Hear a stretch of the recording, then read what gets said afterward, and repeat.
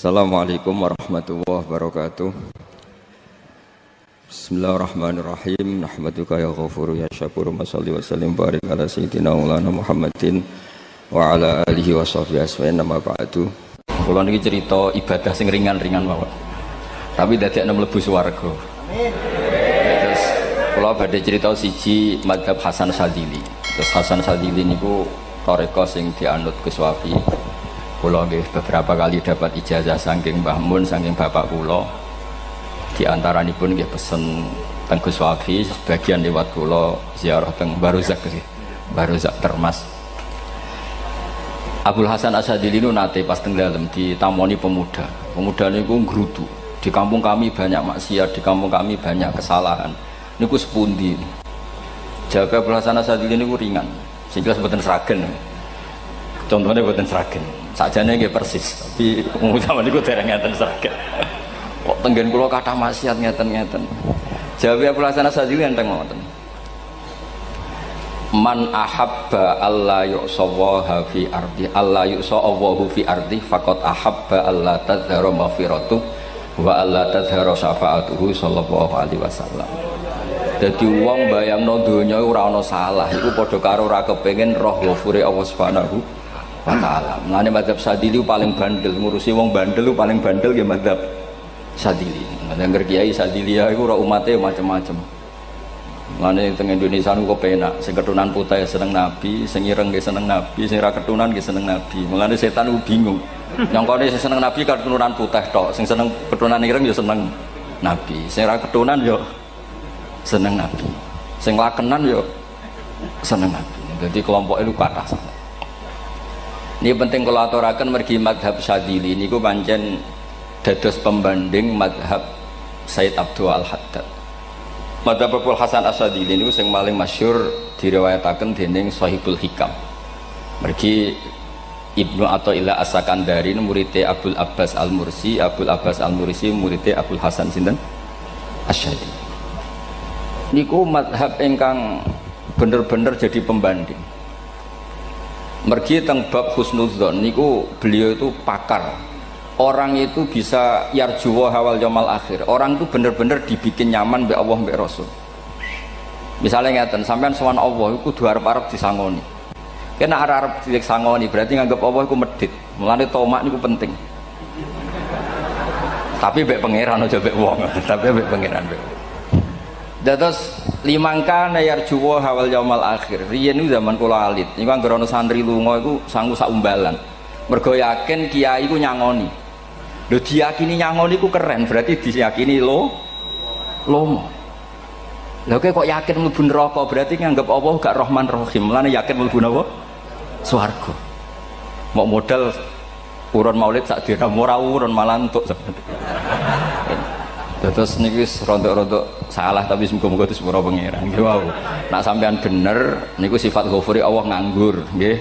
Kerhane efektif ana sing salah. Mulane wonten cerita wonten tiyang teng multazam donga ya Allah kula paringi mboten nate salah. Niku jawabe pangeran fa'ina adhu ghufra. Wong ora tau salah sifat ghafur iku nganggur. Niki cerita sing sampean aja niru kula. Niki cerita ilmu.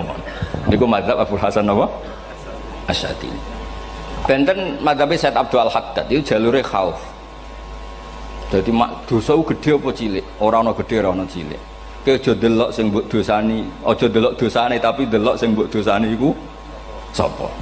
Misale Gus Wafi ngutus santri teng mriki, "Cung, tukokno rokok." Rokok itu barang makruh misal. Mestinya kan santri oleh bantah, niki kiai ku piye to barang makruh kok kon nuku. Tapi masalahnya arah dituruti ya gelo tenan. Jadi aja delok kongkonane iku penting ra penting, tapi mukhalafah iku sababul fir. Misalnya kados kula niki teng mriki kan wonten botol minuman. Cung pindah rene itu kan barang sepele. Terus sampean takok urgensinya apa ya harus dipindah. Iku santri mangkelno to. Ya dipindah wae pokoke penting nu. Menurut itu cara pandang Sayyid Abdul Al-Haddad. Ki aja geman bantah pangeran senajan to perintahe sepele. Piye-piye mukhalafah ngono iku jenenge Nah cara Abdul Hasan Asyadzili nggih boten barang gede mbek cilik kudu ana bedane. Wong ana kabair ana saghair. Mosok WA janda beda mbek goncekno ya kudu beda. Wong WA tok kok padha mbek napa? goncekno iku kudu beda, kudu ana sawair, kudu ana napa? Kabair. Tapi cara Sayyid Abdul Haddad mboten delok sing mbok maksiati iku sapa. Sehingga khazanah kita niki penuh dengan ilmu. Mulane terus wonten bab ijtihad. Ijtihad niku ruangannya luas sekali. Ya kula bolak-balik nyontokno. Kula sakniki kan jare wong akeh kiai gedhe. Jare wong akeh kula niku kiai gedhe. Nek diundang manakipan tangga yo bingung. Ora teko sawane kiai gedhe sombong, diundang wong cilik ora teko. Teko iku mahjubno kiai sing ora tau pahayu. Kuwi bingung. Nyatane kula ora teko nggih do matur nuwun Gus. Athok kula mboten lakon. Nah kula teko kan mesti ordere teng kula mboten. Cara sing tok pitik gedhe nggih kula, salam templek gedhe nggih kula. Berhubung kula ora teko ngresgeni tiyang kathah. Saiki misal wonten takok, kiai gedhe diundang musala cilik kesunatan teko apa makruh teko? Cara ijtihad, cara sampean makruh teko napa kesunat? Kula misale diundang ning Sragen ning musala Penceng. Kula niku sunat teko napa haram teko? Haram ya bener lagi haram ya. Setuju haram. Mergo mahjubno ya haram setuju itu ijtihad. Ijtihad itu ranahnya itu karena nggak bisa ditebak. Ijtihad itu nggak bisa ditebak. Kalau gak ada cerita kata tentang ijtihad niki betapa umat Rasulullah umat sing bejo pilihan-pilihan ijtihadnya dibenarkan. Masyhur tentang cerita Bani Quraidah. Nabi ngendikan engkau kue jogeman sholat asar kecuali sampai neng kampung Bani Quraidah. Ternyata kurang 2 kilo atau 3 kilo matahari itu mau terbenam. Sebagian sahabat sholat sebelum sampai Bani Quraidah karena takut sampai Bani Quraidah sudah kodok napa asar. Sebagian tetap sholat di Bani Quraidah meskipun sudah kodok asar. Ketika lapor Nabi semuanya dibenarkan. Semenjak itu ada pintu sing darani pintu napa ijtihad. Mengenai kalau bolak-balik cerita, wonten kiai nak tangkok, cung kowe ngaji mek sapa? Ngaji kalian tiang niki. Kiaimu tahu nangis mboten? Lereni ngaji mek kiai ra iso nangis, berarti atine atos. Nak Abdul Hasan Asadi takok, cung kowe ngaji mek kiai sapa? Kiai fulan. Tahu guyu mboten nate, lereni kiai ra iso syukur mbok jeni. Kiai ra iso syukur kok mbok jeni. Karena itu masalah ijtihad. Nggih masalah napa? Ijtihad. Ijtihad itu polanya enggak jelas. Wonten kiai ora gelem mulang wedok nggih kathah, alasane wedi fitnah. Wong pancen iman pas-pasan mawon nek wong ayu ya bingung. Tapi nak diwalik, nak kiai ora gelem mulang wong wedok, terus sing mulang wong fasik, to aliran sesat iku ya repot. Kowe ngrasa paling gak sesat. Ya sudah seperti itu masalah-masalah apa? Ijtihad. Nah, kalau tak cerita saat ini balik cerita tentang Burda. Burda itu nak ngelem Kanjeng Nabi. Niku pancen diilmoni tenan. Kalau niku Burda berjanji tiba niku setengah hafal. Pancen riyen mbah kula buyut-buyut kula niku pesene ken hafal tiba, hafal berjanji, hafal Burda. Wis mboten ngengken ngapal loh, tapi karena sering baca akhirnya hafal. Kalau beri beberapa contoh, ngelem niku nak mboten diilmoni itu kualitasnya tidak bagus. Tapi kalau diilmoni itu kualitasnya bagus. Kalau beri contoh begini. Saya itu kalau pidato atau khutbah atau ngaji, apalah terserah istilah jenengan atau ceramah. Biasanya kalau seneng istilah ngaji, niku mesti ikuti sing gampang mawon. Wa ala alihi wa sahbi ajmain. Ajmain itu kalimatun fariqah bainana wa bainasyiah. Fa innana nukrimu jami'as sahabat. Ajmain itu kalimatun fariqah, kalimat pembeda. Kita ahli sunnah wal jamaah akramu jami'as sahabat. Ada kelompok sing akramu sahabian wa ahanu sahabian akhir. Sehingga ajmain itu harus kita baca. Itu karena itu kalimatun fariqah, kalimat pembeda. Kata-katanya hanya ajmain. Begitu juga berjanji. Berjanji itu nak ngelem Nabi niku wa ba'du fa'aqul wa Muhammad bin Abdullah bin Abdul Muttalib wasmuhu Syaibatul Hamdi Humitat Hisaluhus Saniyah. Karena ketika Rasulullah memaklumatkan jadi Nabi itu problemnya itu nasabnya siapa? Orang-orang yang di Palestina, di Israel, di Yordan, di Syam kalau dulu itu alamatnya Nabi itu harus turunan Ibrahim.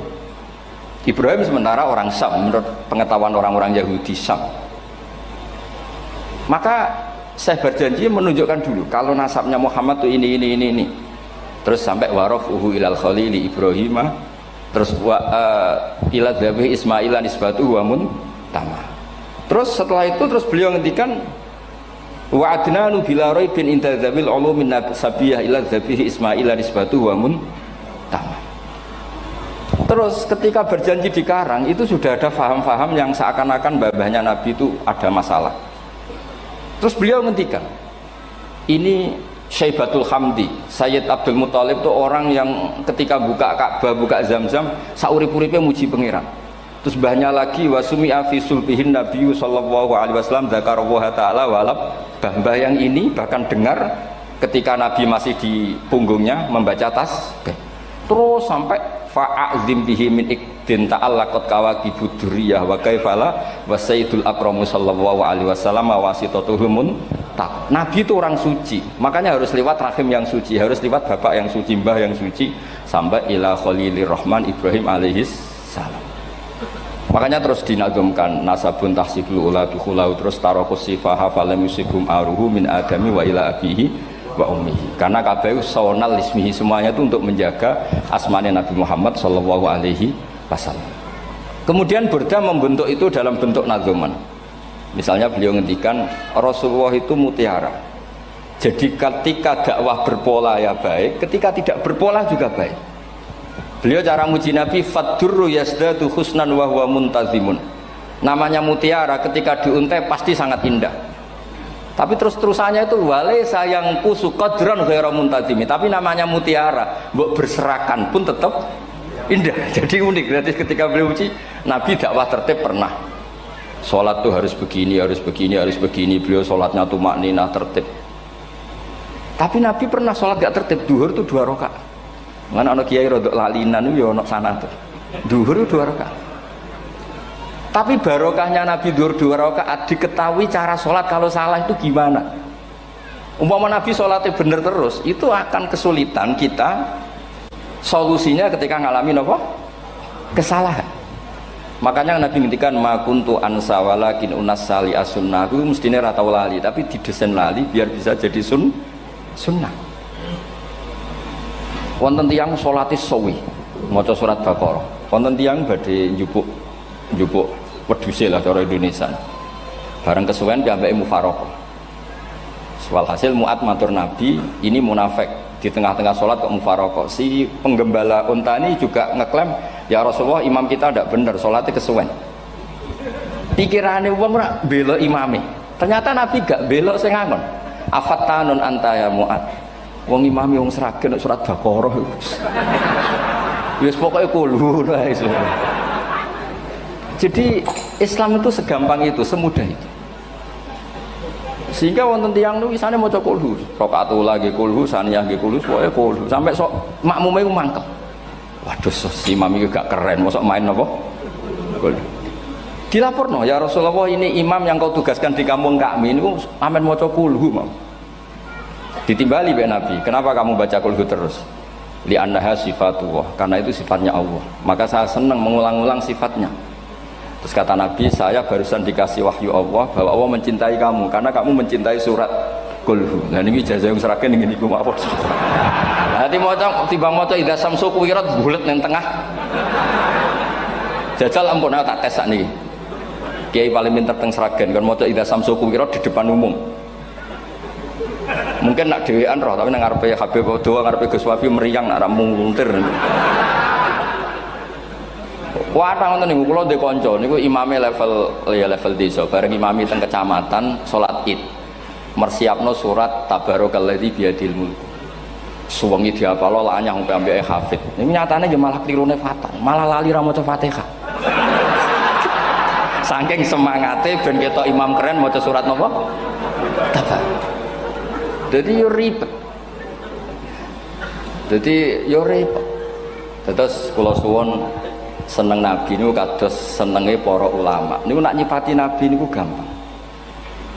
Kula niki beto kitab Saraipun Burdah kalian Saraipun Barjanji. Niku kalau ngelem Nabi niku sederhana sebenarnya. Tapi itu yang mengena. Bisa ulang lagi niku sing mengena. Misalnya dawe Imam sing aran Risalah Qusyariyah. Tegene Bukhari ini cerita Bukhari. Nanti semua Nabi ketika di akhirat tuh nafsi. Jadi roh prahara kiamat itu pun gak dinyali mau muni nafsi. Nabi ini cek kober ngendikan ummati umat. Ketika semua nabi ku pelo wis ra iso muji pangeran, Nabi Muhammad di depan Allah tesih saged muji. Fa ahmaduhu bimahamida allamani ha rabbi. Ketika nabi lain sudah tidak punya nyali bilang alhamdulillah, Rasulullah masih punya nyali bilang alhamdulillah. Sehingga fa Muhammadun ahmadu min ghairi. Hampir semua ulama ngendikan ahmadu yang Muhammad itu af'al tafdil. Fa Muhammadun ahmadu min ghairi. Ketika nabi lain sudah tidak bisa atau tidak punya nyali memuji Allah, Nabi Muhammad masih berani memuji Allah ketika mahsyar. Karena logikanya begini, kira-kira pikirannya nabi-nabi ini wis kiamat, berarti amal wis ditutup lah, buku wis tutup. Tapi tak pikirannya Nabi Muhammad boten ngoten. Allah itu tidak diganggu oleh apapun, tidak kena atau tunduk sama konstitusi apapun. Sampean ra iso ketemu Allah, Allah nih pun akhirat, jenengan pun boleh macam-macam nih, pun tutup buku boten saged. Rahmatnya Allah tidak bisa dibatasi oleh akhirat. Saya ulang lagi, rahmatnya Allah tidak bisa dibatasi oleh akhirat. Makanya Nabi tetap berani mengajukan syafaat meskipun sudah finish, sudah akhirat sudah finish. Sehingga Nabi muji-muji Allah, akhirnya Allah ngendikan ya Muhammad irfa' ra'sak wasal tu'tah wasfa'tu syafa'. Sudah Muhammad, kamu minta apa tak kasih. Saatnya beliau minta hak napa? Syafaat, disebut maqamam mahmud. Dan ini kula waos kitab kersane orisinil niki betapa sayangi Rasulullah sallallahu alaihi wasallam teng kita. Ketika nabi lain tidak punya nyali kecuali mikir dirinya sendiri, jadi aku punya ngendikan nafsi-nafsi, Nabi Muhammad masih gak ada nyali ngendikan apa ummati ummati. Itu bukti bahwa nabi itu nggak pernah nggak mikir umatnya. Wala sawfa yu'tika rabbuka apa? Fatartu. Ini nabi cek jawab, fa la ardo wa wahidun ummati finnar. Kalau engkau memberi saya sampai saya puas, maka saya tidak puas dan satu dari umatku masih menjadi ahli neraka. Ini kalau waos nak sampean orang nangis kebablas. Ini cerita betapa Rasulullah Shallallahu Alaihi Wasallam. Niki jarang tiang maos niki kalau waos kersane tambah mahabbat dengan Rasulullah Shallallahu Alaihi Wasallam. Dados niki kalau cerita ketika Rasulullah ketemu pangeran teng Sidratil Muntaha, niku diredaksekno burdah, nggih diredaksekno burdah, fakhusta kulla fakharin ghaira mustarakin. Engkau mendapat kehormatan yang tidak tersaingi. Fakhusta kulla fakharin ghaira mustarakin. Jadi engkau mendapat kehormatan yang tidak akan tersaingi. Wajusta kulla maqamin ghaira mustahami. Atau wakhusta kulla maqamin ghaira mustahami. Dan engkau mendapat satu derajat yang enggak mungkin tersaingi. Mustaham itu enggak tersaingi lah. Walhasil ternyata derajat itu apa? Gini ku ketika Rasulullah ketemu Allah Ta'ala teng Sidratil Muntaha, niku Sayyidah Aisyah radhiyallahu anha tangklet, ya Rasulullah, mal ladzi auha ilaika rabbuk idz qala fa auha ila abdihi ma auha. Qala ya Aisyah aturidina anta alami ma la ya'lamuhu Jibril wala Mikail wala nabiyyun mursalun wala malakun muqarrabun. Nggih, Aisyah, bagaimana mungkin kamu tanya sesuatu yang bahkan Jibril itu tidak tahu, Mikail itu tidak tahu, dan semua malaikat yang dekat maupun nabi yang jadi rasul semuanya tidak tahu hubungan saya, kedekatan saya dengan Allah membicarakan apa. Niku sing dimaksud burdah kaima tafuza biwaslin ayya mustatarin, wonten sing maca ayyi mustatarin anil uyuni wasirrin ayya muktatamin. Jadi nabi ketika ketemu Allah di Sidratil Muntaha itu ada misteri yang hanya nabi yang tahu. Nabi niki ibu-ibu harus bangga, Sayyidah Aisyah jenenge bojo wani tanglet. Ambek nabi itu sing ngeles. Itu rahasia yang Jibril saja tidak tahu, Mikail saja tidak tahu, masa kamu tanya? Niki khase wong putri ini. Ya Aisyah, as'aluka bi Abi Bakrin ila ma'alam tani. Gimana cara Jawa tak kadakno mertuamu nak gak gelem cerita. Terus kunane kuno niku nggih wong wedok niku saged ngancam niku. Dadi kamane wis ngancam. Aku lapor bapakku, aku digo mulai sampean rati bojo kabare. Ya rada ribet jenengan ngadepi wong wedok niku rada ribet. Terus faqala, akhirnya Nabi cerita, tapi ya tentu tidak semuanya diceritakan. Inni lama kuntu qaba qausaini qultu Allahumma innaka adzabta al umam ba'duhum bil hijar wa ba'duhum bil masih. Oh ya, ini halaman 63 62 teng kitab Khasyatul Bajuri alal Burdah. Ya, kitab Hasyatul Bajuri alal Burdah. Ya Allah, Engkau menyiksa umat-umat sebelum umat saya, sebagian bil hijarah wa ba'dum bil mashi wa ba'dum bil khosfi. Fama anta fa'ilun bi ummati. Lalu yang akan kau lakukan untuk umatku itu apa? Reputasi jenengan sama orang-orang yang durhaka itu selalu menyiksa. Ada yang pakai batu, yang dilikuifaksi, ada yang pakai ini. Mosok umatnya kekasih jenengan podo ngoten. Berarti Nabi ku mun nego lah. Nego supaya gak sama. Faqala unzilu alaihimur rahmah min ananis sama wa ubaddilu sayiatihim hasanat. Ndak, saya ndak seperti itu dengan umatmu. Waman sa'alani a'taituhu waman tawakkala saterusé. Terus wa fid dunya asturu alal usad wa fil akhirah usyaffi'u kafihim. Orang-orang yang masih maksiat di dunia tak kasih hak tobat, dan nanti di akhirat tak kasih hak syafaat. Engkau tak kasih hak syafaat. Mulane ini penting dingertosi bilih ukuran Nabi baik itu gampang nak sampean ngaji ngangge ilmu. Syafaati li ahlil kabair min ummati. Sok syafaatku kanggo ngomong sing salah akeh. Wong Nabi ku ora melok dosa kok mikir nyafaati. Nek rapi-apike wong ora mungkin. Wong sing dosa iku sampean, sing salah sampean, sing mikir solusine Kanjeng. Nah, lho wong kok apikane ngono iku gak mungkin ta wong. Wong sing salah iku sampean, sing diutang yang sampean, sing kasus iku sampean, sing mikir Kanjeng. Nah, itu cara ulama ngelem Kanjeng Nabi. Mulane khodam tuhu bimadihin astaqilu bihi dzunuba umrim madha fi syi'ri wal khodami. Dadi aku ngelem Nabi iku sebagai bentuk ngelem sing dadekno dosaku ben disepuro pangeran. Misalnya kita suka Alphard, muji Alphard, suka Innova, muji Innova, suka kebun, muji kebun. Sing ribet tuh nak suka hewan, seneng kucing nggak ngelem kucing. Lu bareng ngelem Kanjeng Nabi kok ora iso. Lane jari Burdah, aku iku ngelem apa tau iso, mosok aku ora tau ngelem Kanjeng Nabi. Makanya terus beliau hidupnya, kemampuan syairnya didedikasikan hanya nggo ngelem Kanjeng Nabi Muhammad sallallahu alaihi wasallam. Makanya terus ngendikan wa muli kholasi khaira multazim. Saya dedikasikan kecerdasan saya untuk ngelem Kanjeng dan Nabi, dan itu solusi terbaik. Lalu nak ngelem Kanjeng Nabi kadang kebablasan, sampai dikritik banyak ulama karena kebablasan. Gini masyhur beliau ngendikan wala yadi ka rasulullah wa ijahu kabi idzal karimu tajalla bismi muntaqimi. Wonten naskah sing tahalla duka wau teng mriki diwaos napa tahalla napa tajalla tahalla ya. Wonten naskah tahalla wonten tajalla artosipun ngeten. Ya Allah, nabimu ini engkau gelari nabi yang ar-raufur rahim, sebagaimana yang sering disebut Habib Ali Al-Habsyi.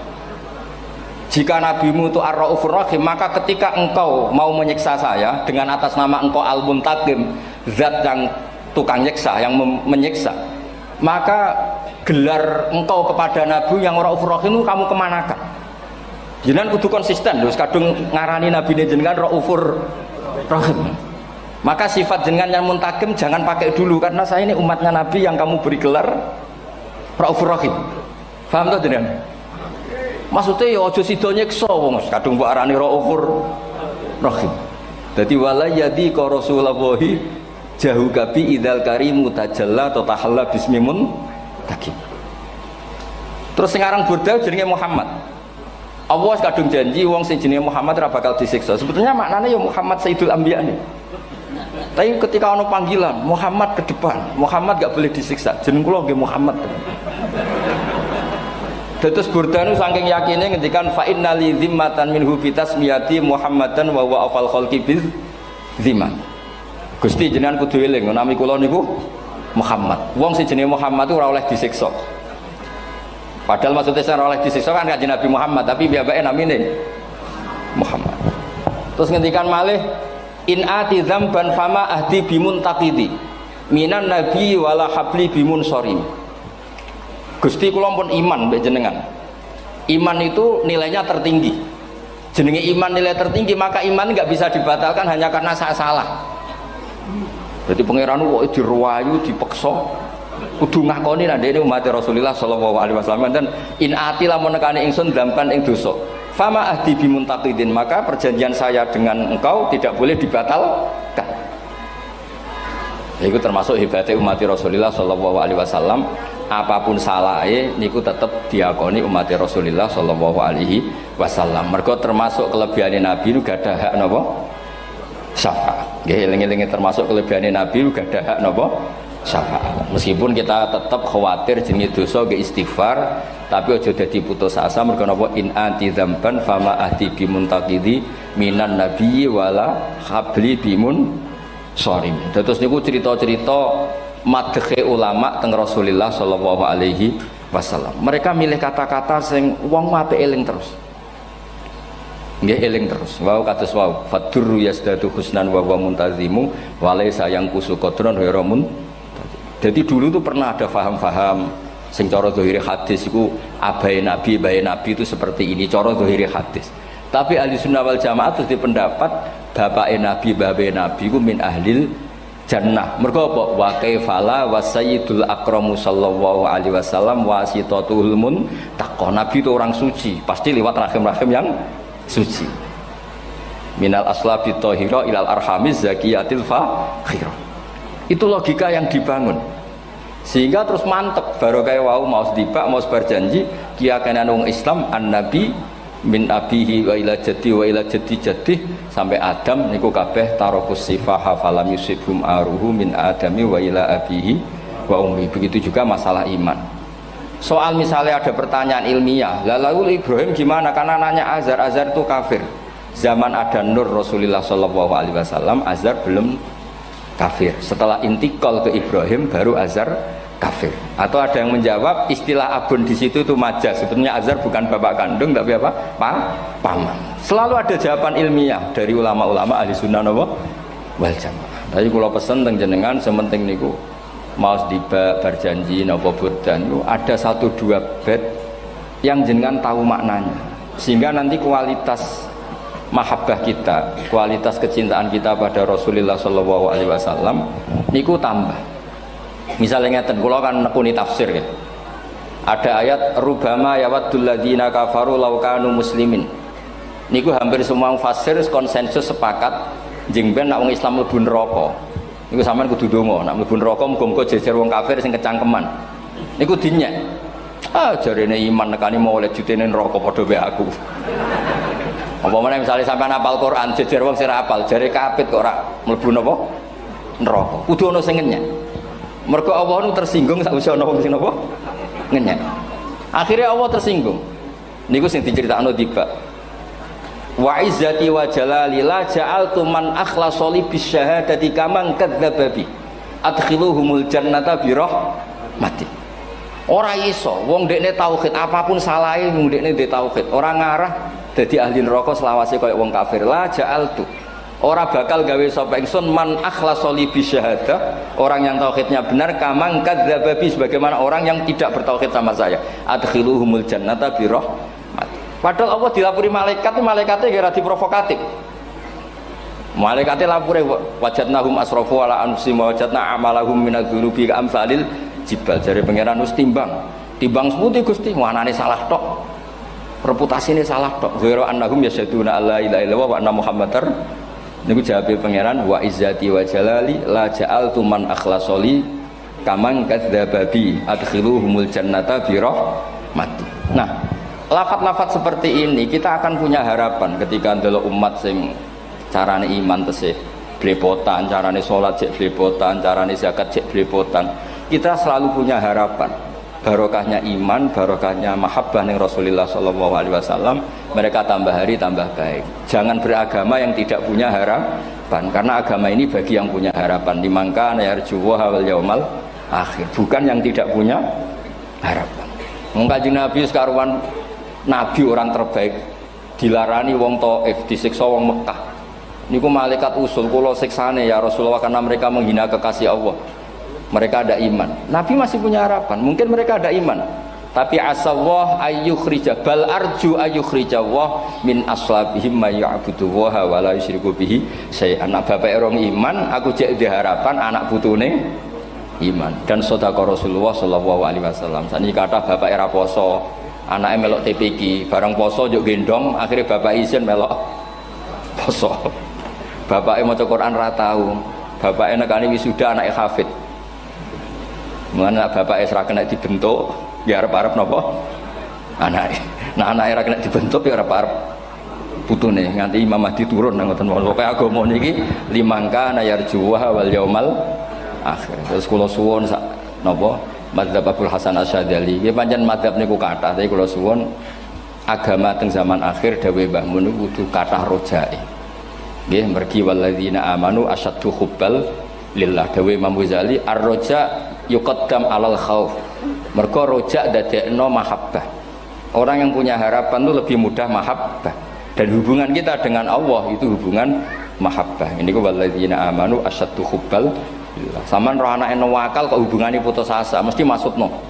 Tapi nek hubungane iso wae saiki nakal so ben gak. Iso wae saiki goblok so ben gak. Senajan to so ben ra terbukti lah, penting hidup itu ada harapan. Guys, penting hidup itu napa? Ada harapan. Kata ulama ngendikan afdhalul ibadah intizarul farad. Apa-apa ibadah selalu punya napa? Harapan. Terus Indonesia yang seperti ini kita berharap akan lebih baik, akan lebih baik. Wong cilik kula niku sing jilbaban mau keluarga ketok. Saniki kathah tiyang napa? Jilbaban. Cilik kula tiyang salat di masjid nggih mboten serame sekarang. Sampeyan ra iso grutu, tapi salat tok tapi atine ngene-ngene. Wah ya ribet nak ngoten sampeyan nyoal ideal nggih ribet. Pira-pira gelem napa? Pira-pira purun napa? Salat purun teng masjid. Sampeyan ndak usah memaksa ideal, wong kita ndak pernah napa? Ideal. Terus kula suwun cerita-cerita teng tiba teng berjanji bahwa Nabi sahibus syafa'ah. Nabi nu tiyang sing peduline napa ummati. Jadi ketika Nabi lain mboten gadah nyali ngadepi hisab. Ngene niku do muni nafsi, Nabi tesih gadah nyali mikir umate ngendikan mati. Carane apa? Muji pangeran bima hamida allamani ha rabbi. Lane dawuh iki teng ulama-ulama dawuh fa Muhammadun ahmadu min ghairi. Makanya summiya Muhammadan mergo li annahu satu wasammihi idza wada'atihi Muhammadan li annahu satu madun apa? Uqbah wa summiya Ahmad li annahu ahmadu min ghairi. Ini hampir semua ulama ngendikan ketika teng mahsyar semuanya Nabi gak punya nyali untuk matur minta sama Allah. Mergo wis kiamat berarti wis nis Nabi tesih gak ada pikiran Allah itu tidak terhalangi oleh kiamat, Allah tidak terhalangi oleh akhirat, Allah tidak bisa dihalangi apapun, sehingga Nabi tetap wani jaluk pangeran. Berarti mujine Nabi ku lebih top karena tahu Allah itu tidak terbatasi. Nah karena Allah tidak terbatasi, podo-podo Allah wapian, wis tak jaluk kanggo umatku sing mati alat tauhid. Berhubung Nabi ngoten terus Allah ngendikan ya Muhammad irfa ra'sak napa wasal tu'tah wasfa tusaffa. Muhammad kepala kamu angkat, kamu minta apa saya turutin. Terus Nabi minta hak napa syafaat. Seseorang bertobat. Dulu umatnya Nabi Musa ada yang menyembah anak sapi, ijel itu, harus tobat. Itu tobatnya ekstrim betul. Kalau tobat sekarang kan cukup istighfar sama istighosah. Kalau dulu enggak, liyak tulal bari umingkum al mujrima, yang terbebas dari dosa menyembah anak sapi, membunuh yang terlibat atau pernah menyembah anak sapi. Makanya ayatnya apa? Fatubu ila bari'ikum faqtulu anfusakum. Ya, jadi orang-orang yang pernah menyembah anak sapi itu tobatnya apa? Faqtulu anfusakum. Sebab itu semua ulama berkewajiban menerangkan nasa mansuh. Sampai Sayyidina Ali suatu saat ada mubalek atau ustadz itu ngajar di masjid, ditanya, kamu tahu nasa mansuh enggak? Enggak tahu. Terus kata Sayyidina Ali, berhenti jadi mubalek, lisensinya dicopot. Dicopot, kemudian halakta wa ahlakta, kamu rusak juga merusak. Kenapa demikian? Logikanya begini, semua nabi itu kan panutan. Saya ulang lagi ya, semua nabi itu panutan. Tapi kalau kamu tidak tahu nasaman, so jangan-jangan kamu ikut nabi sebelum kamu, yang nasahnya itu syariatnya sudah apa? Mansukhoh, sudah di nasah. Itu kayak kasus Sunda Wiwitan ini. Itu gak mau punya Nabi Muhammad karena kurang keren, kurang sepuh. Nabinya langsung Nabi Adam. Resikonya adalah beberapa aliran sesat itu, aliran yang kurang benar itu, zaman Nabi Adam kawinan otomatis sama saudaranya. Lalu masa sekarang kita membolehkan kawin sama apa? Kalau sama Nabi Adam mau tidak mau. Karena yang cowoknya ya bin Adam, putrinya binti Adam.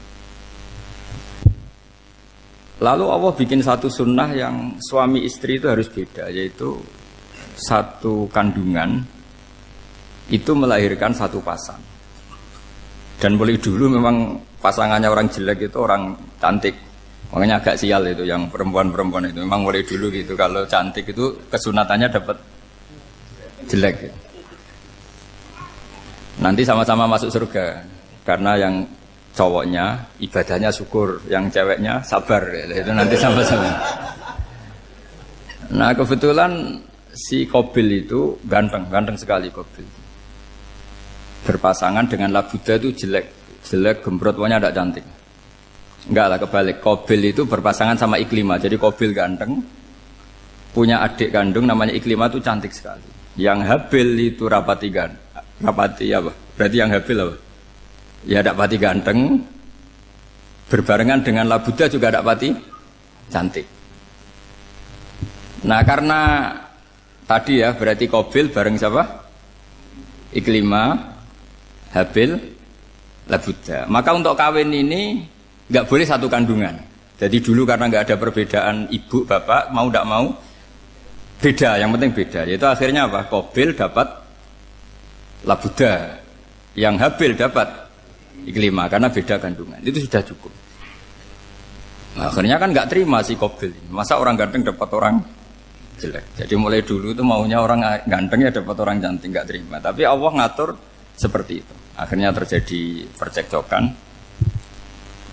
Nah, dulu itu semuanya itu religius, sehingga ukuran percekcokannya masih religi, yaitu ya gini saja, kita ngadakan kurban, yang diterima itu ya menang. Ya ternyata dalam kompetisi itu yang menang siapa? Habil. Akhirnya Habil jadi menikahi siapa?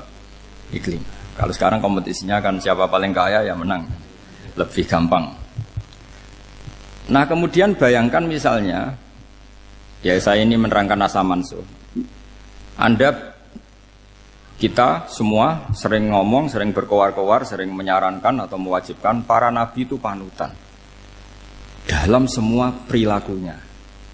Ternyata ada beberapa perilaku yang sudah dinasakh atau dihapus ketentuannya oleh syariatnya Rasulullah Shallallahu Alaihi Wasallam. Maka mengenali asa mansuh itu keharusan dalam ulumul Quran. Ya, makanya Allah mengatakan apa? Manansakh min ayatin aw nunsiha pasti na'ti bi khairim minha aw misli. Jadi saya nerangkan nasah masuk itu dua sesi. Satu sesi antar nabi, dua di internal syariatnya apa? Nah, sekali saja hari ini tok, sudah setelah itu anggap pinter sudah. Kalau sudah jangan tanya lagi. Nah, ada beberapa lagi syariat yang masalah metode. Dulu Nabi Nuh itu dibolehkan oleh Allah saking mangkelnya sama orang kafir. Saya ulang lagi, orang kafir itu kan biadab sekali, nempat buminya Allah, makan rezekinya Allah, kemudian mengkafirkan Allah. Pikirannya Nabi Nuh, orang biadab gini nggak layak hidup, itu pikirannya Nabi Nuh. Kalau dia pakai militer, tidak punya militer, ya pakai langit akhirnya.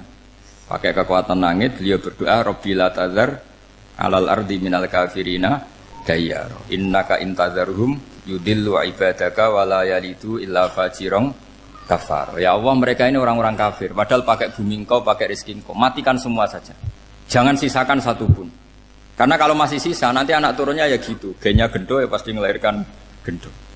Gen, wala yalidu illa fajirong kafar. Kalau kamu sisakan pasti melahirkan generasi gendo lagi, kafir lagi. Dituruti sama Allah. Kecuali orang 80 yang ikut Nabi Nuh. Nah orang 80 yang ikut Nabi Nuh ini selamat karena iman. Maka generasi yang sekarang ini termasuk saya semua ini, semuanya turunan orang iman. Maka kita ini punya dua status. Satu, Allah kadang manggil kita ya Bani Adam, karena faktanya kita turunan Nabi apa? Adam. Panggilan kedua adalah Zurriyataman Hamalna Ma'nu. Orang-orang sekarang itu pasti turunan orang yang ikut perahunya Nabi Nuh. Jadi nasab kita ini sudah steril. Sudah tidak ada nasab lewat kafir, karena yang kafir sudah habis. Semua orang sekarang itu turunan Nabi Nuh, yaitu disebut apa? Zurriyataman Hamalna Ma'nu. Itu sekitar orang 80. Nah, oleh Allah Subhanahu wa taala syariat seperti ini pernah dituruti, yaitu akhirnya mereka mati semua kecuali orang 80 yang mukmin. Tapi uniknya Allah apa? Era Rasulullah Shallallahu Alaihi Wasallam, Nabi kita Nabi Muhammad itu diutus rahmatan lil alamin. Ketika Nabi didustakan, diusir, disakiti, malaikat gunung, beberapa malaikat sing ahli adab spesial eksekutor lah kira-kira gitu.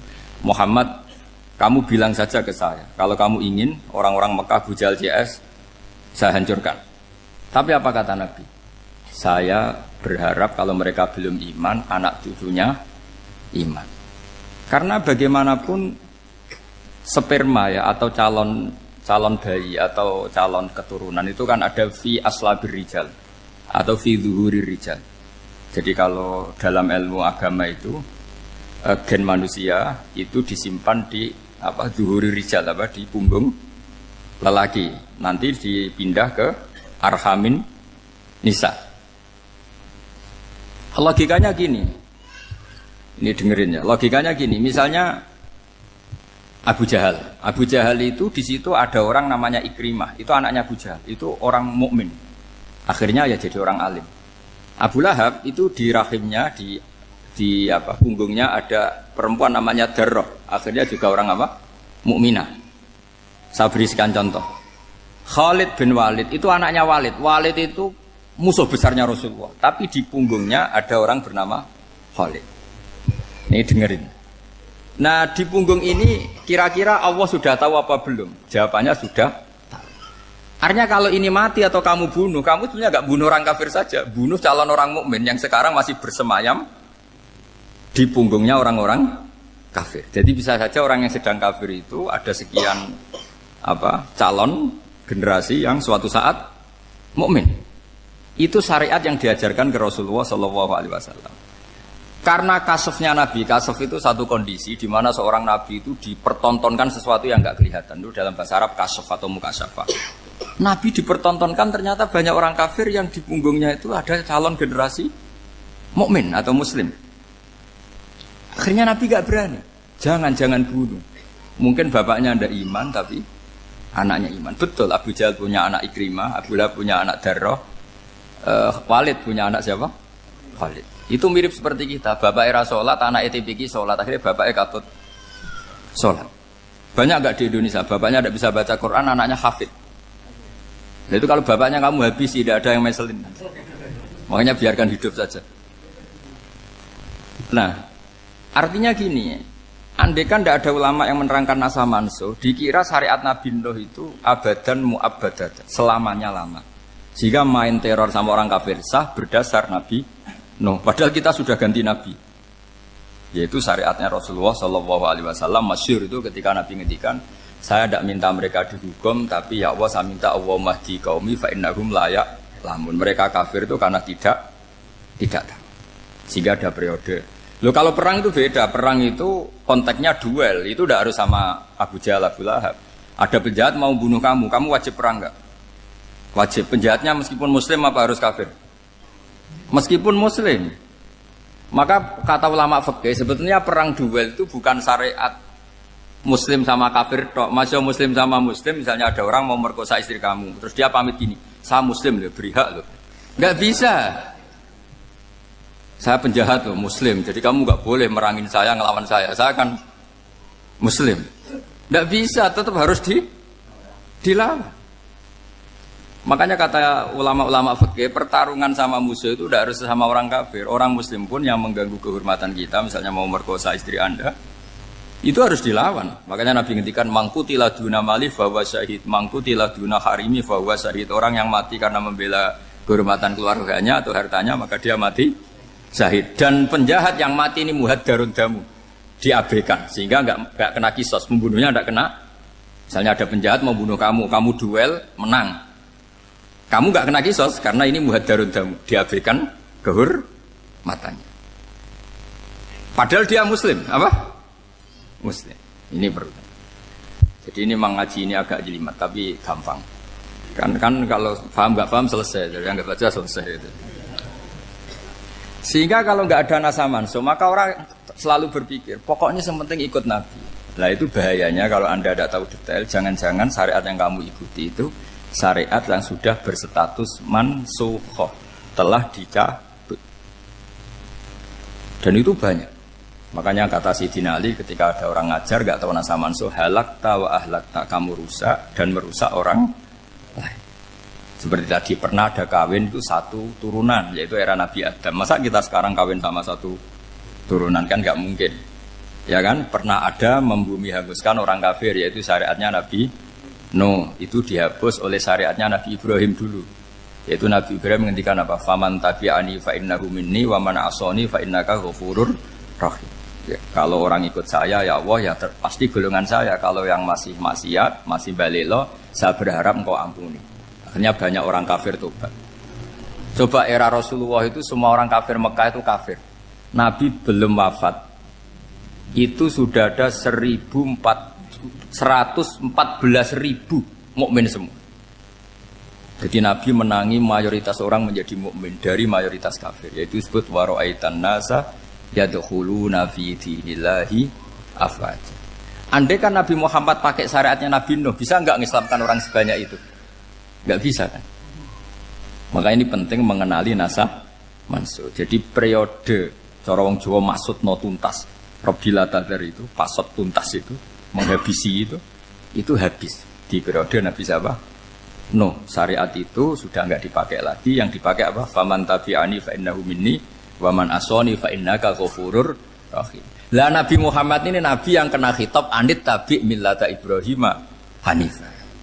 Jadi masternya Nabi Muhammad itu mentornya Nabi Ibrahim. Sehingga syariatnya ya faman tabi'ani fa innahu minni wa man asani fa innaka ghafurur rahim. Tidak syariat rabbila tadzar alal ardi minal kafirina daya. Jelas ya, jadi mengenali nasa manso itu penting sekali. Karena kalau tidak, Anda halakta wa ahlakta, kamu merusak diri kamu sendiri, juga merusak orang lain. Karena menfatwakan hukum yang sebetulnya sudah berstatus mansukh, hanya berdasar, itu kan syariatnya Nabi-Nabi dulu. Syariat yang apa? Syariat yang nggak pernah terhapus hanya satu, usuluddin, yaitu tauhid, itu sama. Tapi kalau syariat itu beda-beda, atau furu'iyah itu beda-beda. Itu tadi saya beri contoh, era Nabi dulu kalau ada pakaian najis dipotong, dibuang. Era Nabi Muhammad dicuci. Orang kafir dihabisi oleh langit. Era Nabi Muhammad enggak boleh, bahkan didoakan Allahumma hdi qaumi fa innahum la ya'lam. Di Qur'annya apa? Wa in ahadum minal musyrikin astajaraka fa'jirhu hatta yasma'a kalamullah summa ablihu ma'mana. Jadi kalau ada orang kafir enggak boleh main dihabisin mereka, beri peluang untuk mengkaji kitabullah hatta yasma'a kalamullah. Kalau mereka sudah berpeluang ngaji, harus summa ablihu ma'mana, harus dijamin keamanan. Ya, karena apa? Dzalika bi annahum qaumul la ya'lamun. Bagaimanapun mereka memang karena tidak tahu. Nah, kenapa tidak tahu? Enggak. Karena tadi mereka tertutup oleh kultur yang beratus-ratus tahun. Mbah-mbahnya mereka menyembah batu, menyembah berhala. Ya tahunya itu ya Tuhan. Bagaimana Anda bisa menjelaskan sesuatu yang sudah beratus-ratus tahun kan tidak gampang. Maka ada periode dimaklumi, apa? Kalau era sampean kan mosok waktu disembah saking gobloke orang, kamu lahir kan sudah nyembah Allah, tidak nyembah batu. Bayangkan kalau kamu jadi mereka. Wong perut kamu saja disuruh makan pizza sakit kok, karena saking lamanya makan sambal kan gitu. Kamu bilang perempuan Indonesia saja cantik kok, saking lamanya jadi orang Indonesia. Padahal orang Indonesia tanyakan orang Eropa, cantiknya di mana? Kamu lahir di Afrika, bilang orang Afrika itu cantik, tanyakan orang Eropa, cantiknya di mana? Hitam gitu kok. Jadi orang itu pasti terkooptasi oleh sekelilingnya. Orang Afrika akan bilang wanita Afrika itu cantik. Coba tanyakan orang Eropa, cantik apa enggak? Belas. Orang Eropa yang kulitnya gitu kata orang Eropa indah, kata sampean. Koyok anaknya kebo katanya kuda jadi. Jadi orang itu akan terkooptasi oleh sekelilingnya. Bayangkan kalau semua orang nyembah berhala terus kamu ndak, alasan kamu apa? Kan menentang mayoritas. Dan itu berat. Maka dimaklumi oleh Allah, dzalika bi annahum qaumul la ya'lamun fi manah panyeruarah. Nah, pemakluman ini yang mulai sekarang terkikis. Orang main pukul saja enggak mau ngaji. Enggak mau ngaji Quran secara kafah. Jadi fatwanya Islam kafah tapi ngajinya Quran enggak kafah. Ngambil 1-2 potongan ayat dipakai dalil. Jadi Islamnya inginnya kafah tapi ngajinya Quran enggak. Kalau kafah ya hafal 30 juz itu. Kalau mau ya, kalau mau kafah ya hafal berapa? 30 juz. Makanya saya sering bilang, saya sering dinasihati orang karena belum tahu saya ini hafal Quran. Bapak harusnya Islam itu kafah. Kata saya ya dimulai dari konsep Islam itu kafah dulu. Apa ya hafal Quran secara kafah. Jadi ini penting saya utarakan. Bahaya sekali orang mengenali Islam tanpa mengenali nasah mansukh. Karena beberapa syariat Nabi sebelum kita itu berstatus mansukh. Terus contoh berikutnya, ini naskah mansukh antar Nabi apa khusus internal Nabi? Antar Nabi aja nggak selesai nih sampai subuh aja nggak selesai. Contoh yang paling keren mungkin cowok semua senang. Nabi Dawud dulu istrinya berapa? 99. Nah itu kalau masih halal itu kan berarti jenengan tuh punya istri berapa? Wah itu kan ngeri betul. Punya satu aja repotnya gitu apalagi berapa? Punya 99. Terus kamu bilang gini, ini kan syariatnya Nabi Dawud, Nabi kan bisa diikuti. Pernah ada periode di mana seperti itu boleh. Jadi makanya mau tidak mau ngenali naskah mansukh itu harus. Kalau enggak ya kamu masih berkeyakinan boleh beristri berapa? Nah ini penting saya utarakan. Makanya Sayyidina Ali itu kalau ngetes calon mubaligh, kira-kira kalau Kemenak dulu inginnya apa? Sertifikasi apa? Mubaligh. Itu tanyanya gitu. Ta'rifun an-nassa wal mansukh, kamu apa tahu naskah mansukh? La. Jawabnya Sayyidina Ali, halak tahu ahlak tahu. Kamu orang yang rusak. Karena tadi takutnya ada syariat yang sudah mansukh dipakai. Itu tadi misalnya kita ini tidak umatnya Nabi Nuh, tapi pakai syariat Robbila tadar alal ardi minal kafirina. Terus ketiga begini, misteri manusia itu. Dan ini kita tidak pernah tahu sampai kiamat, tapi ini ilmu harus kita diskusikan. Misalnya saya ini namanya Bahauddin. Saya sekarang hidup sampai 2019 sekarang. Kan hanya Allah yang tahu berapa turunan saya sampai kiamat dan statusnya kayak apa. Donald Trump juga gitu. Donald Trump itu sekarang kafir, tapi kita tidak pernah tahu nanti turunan keberapa ada yang Muslim. Lah turunan yang calon Muslim ini diletakkan di mana kita tidak tahu. Yang jelas kalau kamu bunuh itu katut itu. Artinya gini, logika membiarkan orang kafir itu ya ada logikanya. Gitu. Logika membunuh karena mereka mau membunuh kita ya ada logika fikihnya, karena kalau kita ada membunuh dibunuh. Makanya semuanya hukum ini terus bergantung al-hukmu yaduru ma'ilatihi wujudan wajib. Di sini terus dipertemukan. Makanya semua nabi itu kalau yang namanya membunuh pasti pas perang saja, karena ini kondisi yang memang pilihannya hanya dua, kalau nggak dibunuh ya membunuh. Ada duel lah. Maka ini butuh kajian fikih dan orang nggak boleh subjektif dalam hal ini. Saya ulang lagi, tidak boleh subjektif. Karena tadi, orang yang kamu katakan sekarang misalnya Zaid, kamu itu bodoh sekali. Kenapa bodoh? Tidak hafal Quran, nggak pernah kuliah, nggak pernah ngaji. Ternyata Zaid ini bersemayam calon anak yang alim alama hafal Quran. Namanya Umar, tapi masih jadi sperma. Suatu saat Zaid itu punya anak alim alama. Kan banyak orang tidak bisa baca Quran punya anak hafid. Banyak nggak di Indonesia? Banyak nggak petani yang punya anak dekan? Petani punya anak dekan. Yang dekan punya anak naik kelas saja susahnya bukan main. Banyak kan? Nah ketika dibalik nanti ada dekan punya anak goblok, yang petani punya anak dekan, pinter mana? Kita tidak pernah tahu. Makanya ini kan ya sudah, kalau nggak pernah tahu ya bilang saja wallahu alam, kan selesai. Daripada keminter keliru kan ada wallahu alam. Makanya cerita favorit guru saya, Kiai Haji Maimun Zubair itu punya apa namanya Kiai Zubair. Itu cerita favoritnya itu ada santri namanya Soleh. Soleh itu alim alama. Orang Madura itu cara berpikir kan kalau kiai saja alim seperti itu, apalagi bapaknya. Pas bapaknya main ke pondok, santrinya ada ribuan. Bapaknya main ke pondok itu, sholat itu ya gak bener, gak sesuai sunnah Rasul lah kira-kira gitu. Sudah sholat itu gak bener, apa-apa gak bener. Masih ditakwil sama santri Madura, karena orang Madura itu kultus. Mungkin khilaf itu satu khusus, pokoknya perlakuan khusus.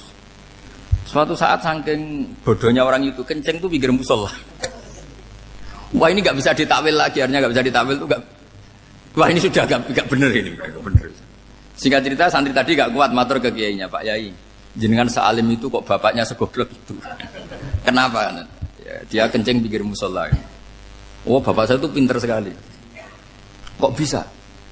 Karena beliau yang memutuskan saya mondok sampai saya jadi alim alama seperti ini. Yang bodoh itu mbah saya. Yang bodoh itu mbah saya.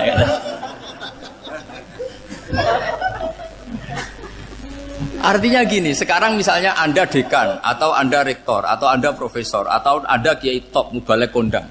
Anda mau balik kondang terus punya anak, gobloknya bukan main. Atau apalagi anaknya ketangkep KPK. Yang satu anaknya orang bodoh jadi dekan. Kalau kompetisi ini pinter mana coba? Ada ahli metodologi tapi anaknya itu terlibat narkoba. Yang ini petani utun, anaknya dekan. Kira-kira kalau dikompetisikan pinter mana? Anaknya pinter petani tadi. Yang ketika petani kamu vonis bodoh gitu. Tapi siapa tahu kalau ini menyimpan calon. Paham ya? Kita tidak pernah tahu. Makanya Quran selalu ngajari dalam ilmu sosial itu wa in adri la'allahu fitnatul lakum wa mata'un ila. Di dalam ilmu sosial itu kita harus jawab tidak tahu. Karena mudah. Makanya saya tadi pagi ngaji di direktorat saya bilang, saya pernah diprotes orang, Gus kamu udah jelas 01 atau 02. Ya saya jawab gitu. Manusia itu makhluk yang paling gak jelas gitu. Sekarang soleh suatu saat bisa saja gak soleh. Yang sedang gak soleh suatu saat soleh. Sesuatu yang mungkin rubah kok kamu fanatik itu gimana? Nalarnya itu gimana? Coba kita tahu dulu Wahsy itu pembunuh Hamzah, akhirnya mati mukmin ya enggak? Padahal orang yang sangat dibenci Rasulullah karena membunuh Sayyid siapa? Hamzah. Sa'labah yang tukang itikaf di masjid akhirnya su'ul Fatimah. Kita enggak pernah. Lah kalau enggak pernah tahu ya enggak usah terlalu fanatik biasa saja. Kayak jenengan seneng saya itu ya saya enggak tahu sampai kapan ya. Saya seneng sampean sampai kapan ya enggak tahu. Kayak suami istri itu. Pas nikah harmonis bulan madu sampai kapan bertanya. Yang jelas paling awet itu pasangan jelek itu pasti nggak awet. Makanya jadi guyonan tuh. Pasangan tuh jangan baik-baik gak awet. Kalau jelek itu awet. Ternyata maksudnya cantik sama ganteng. Itu suatu saat pasti jadi jelek. Yang jelek sama jelek pasti jelek terus. Makanya jadi guyonan.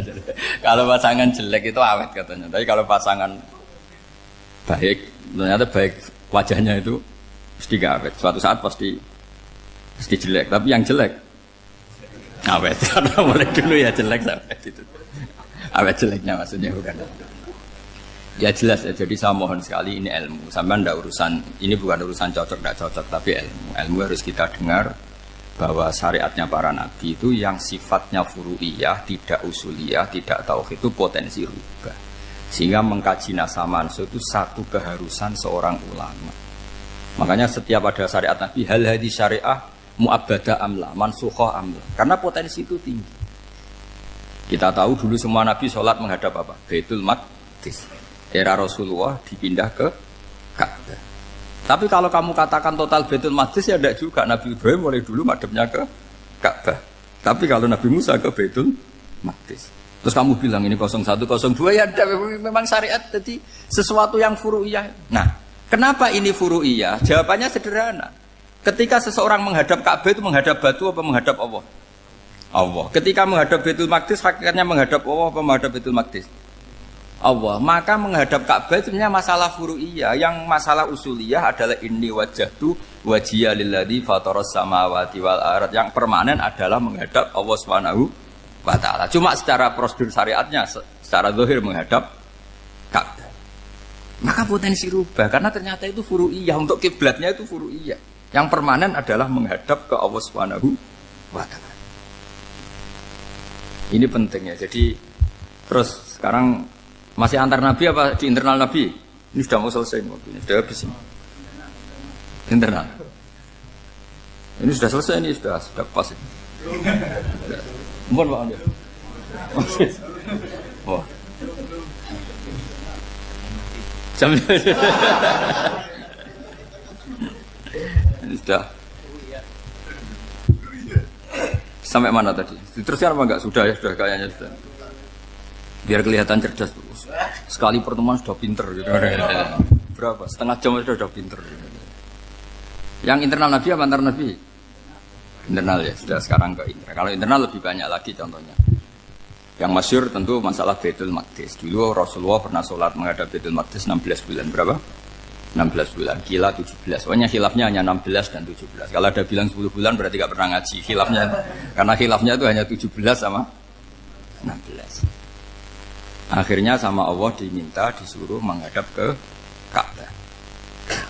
Saya ulang lagi, itu tetap masalah antar nabi sebetulnya. Begini, Makom itu kalau dalam bahasa Arab bukan kuburan. Kalau di Indonesia kan makomnya Sunan Bonang itu kan kuburan. Kalau makom dalam bahasa Arab itu sesuatu yang pernah dipakai singgah, itu namanya apa?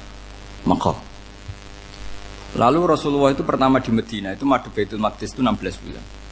Orang Yahudi senangnya bukan main. Sampai mereka bilang gini, Muhammad tuh gaya-gaya nantok punya agama baru, tapi kiblatnya ikut kita. Baguslah anak itu katanya, masih tahu diri katanya. Bagus katanya itu masih tahu diri. Jadi senangnya bukan main orang Yahudi. Karena kiblatnya Muhammad sama dengan mereka. Ya tentu mereka jangkar Muhammad, bukan Sayyidina Muhammad atau Rasul Muhammad, karena mereka masih gak iman. Nabi itu ya agak tersiksa karena beliau secara gen turunan Nabi Ibrahim dan kiblatnya Ibrahim itu Ka'bah.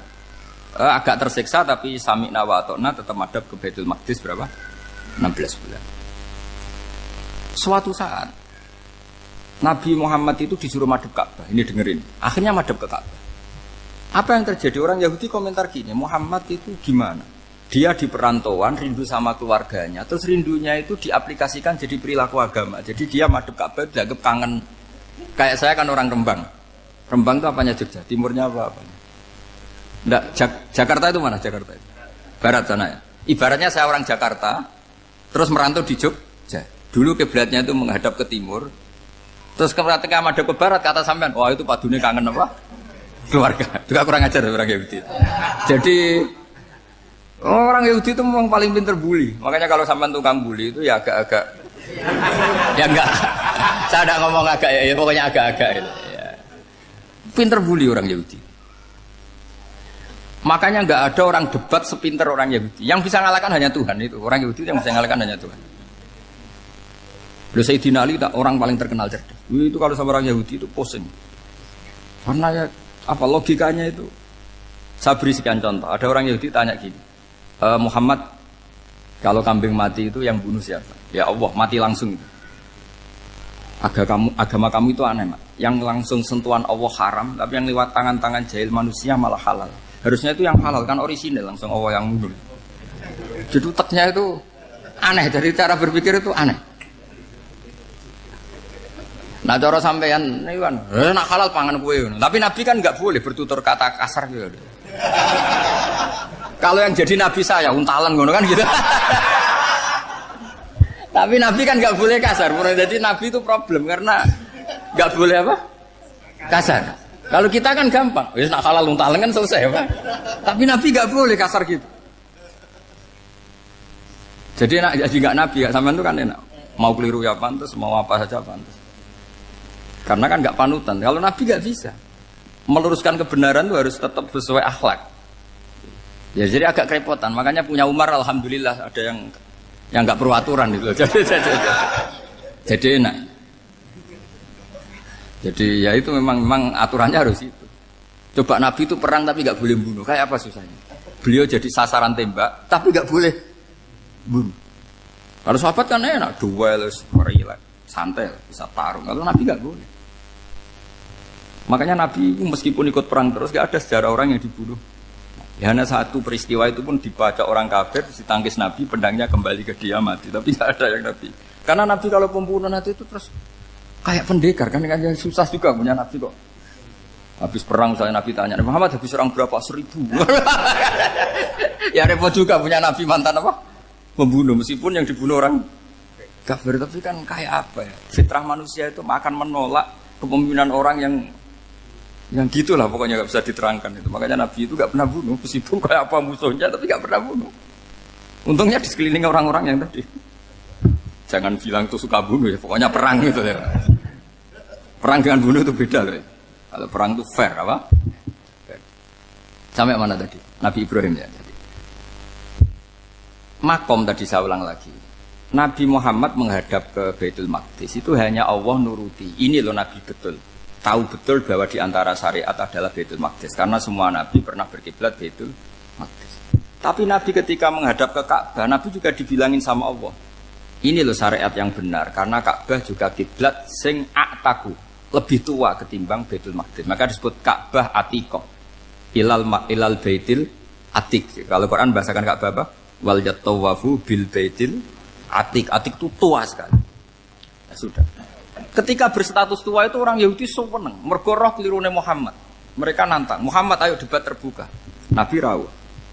Bagaimana Anda bilang Ka'bah itu kiblat tertua? Wong Ka'bah itu pertama yang menghadap sana itu ya kamu. Semua Nabi menghadapnya ke Baitul Maqdis. Terus Nabi Muhammad mulai berargumentasi ilmiah tadi. Enggak, Ka'bah itu kiblatnya Ibrahim. Jadi Ibrahim dulu itu yang mulai dulu kiblatnya itu di Ka'bah. Terus orang itu tanya, buktinya apa? Terus dijawab, fihi ayatum bayinatum maqam Ibrahim. Ternyata di situ ada jejak kakinya Nabi Ibrahim, yaitu batu yang diinjak beliau ketika bangun Ka'bah. Itu argumentasi ilmiah.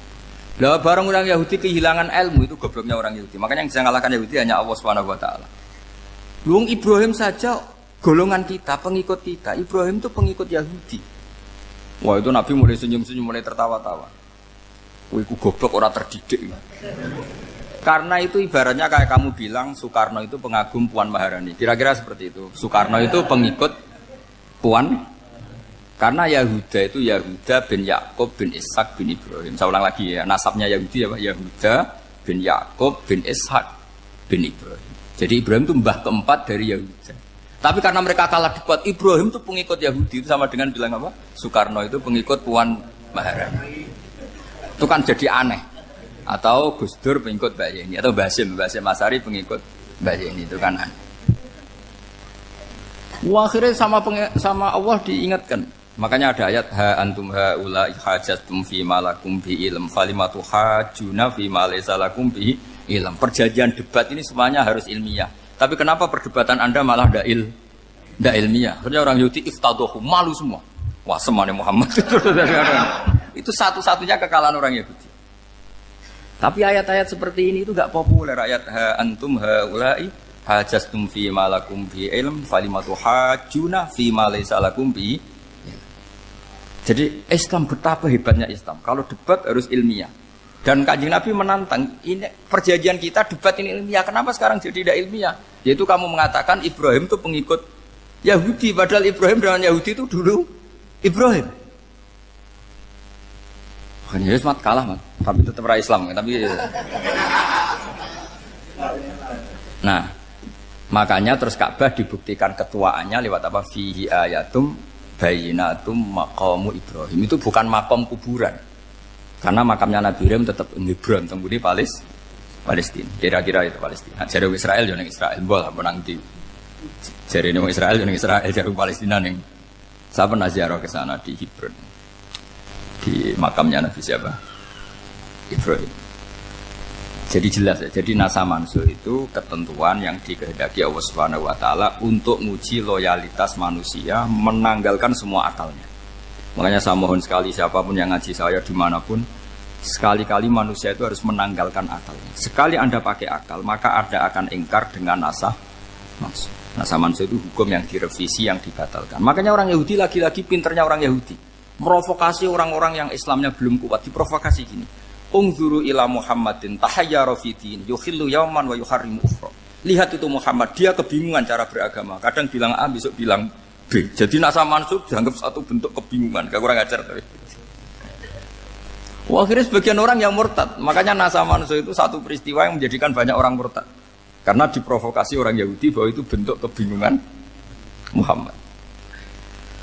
Akhirnya terus saya qulu sufa minan nasi ma wallahum angqiblati mulati kanu aliyah. Nah, kelirunya orang Yahudi adalah ternyata nasa mansuh yang dipilih Rasulullah itu semuanya ada di Taurat dan Injil. Termasuk di Taurat dan Injil disifati dan Nabi sholli ilal qiblatain, bahwa Nabi ini akan bersolat dengan dua kiblat. Makanya tetap ditantang. Qul fa'tu bit-taurati fatluha in kuntum shadiqin. Kalau kamu tidak percaya bahwa saya ini orisinil, ayo bareng-bareng mengkaji Taurat. Tapi mereka tidak siap mengkaji Taurat. Karena Taurat semuanya mendukung Rasulullah Muhammad SAW. Fatluha in kuntum shadiqin. Makanya ini penting sekali ngaji. Jadi perdebatan itu macam-macam. Dan itu pinternya orang Yahudi. Ungzuru ila Muhammadin tahayyara fi dini yukhillu yawman wa yuharrimu ukhra. Ini penting sekali. Makanya nasa mansuh itu uji loyalitas.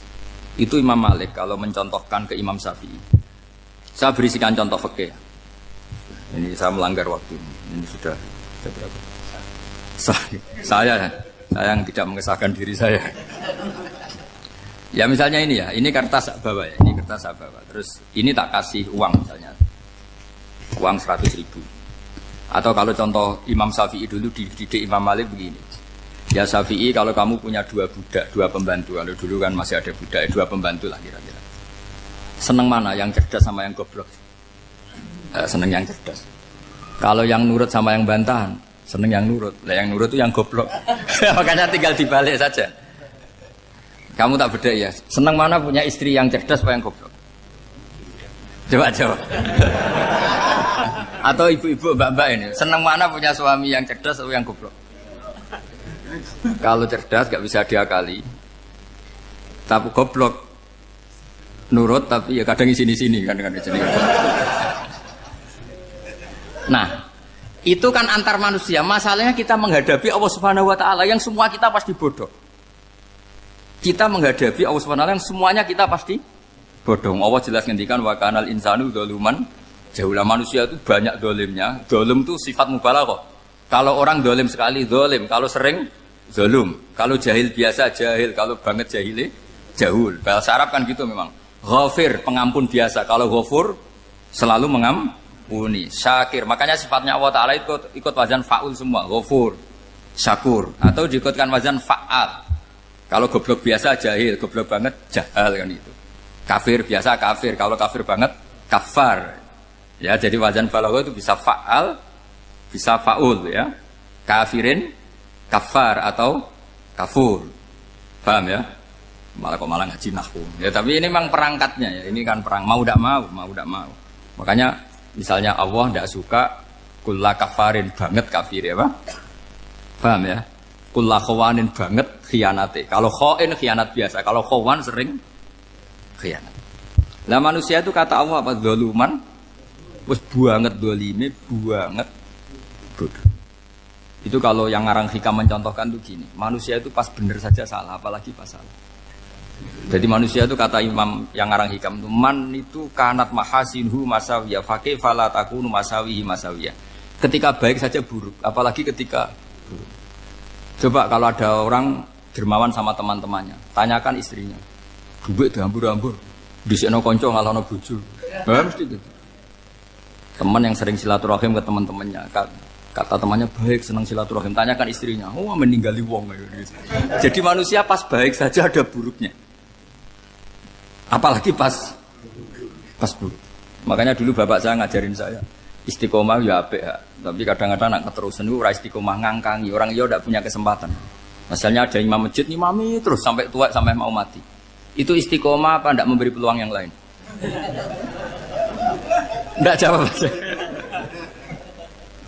Jadi itu manusia. Jadi pas baik saja buruk, apalagi pas buruk. Kayak saya gini di sini ngajar baik, tapi saya ada tidak sopannya harus di atas. Padahal banyak orang sepuh, ada Pak On, ada beberapa yang kan terpaksa nggak sopan. Tapi sampean yang nyuruh, berarti sampean yang dosa. Kemarin-kemarin saya minta di bawah supaya ganjaran saya utuh, ini gara-gara begini ganjaran saya ini agak terkredit apa? Terdebet itu karena itu. Saya teruskan. Jadi manusia itu punya sisi itu karena manusia itu dzalum dan apa? Jahul. Wa kanal insanu dzaluman. Problemnya ini ngadepi Allah yang selalu pinter, yang kita selalu bodoh. Misalnya gini, kamu ditanya Allah. Ini contohnya Imam Malik.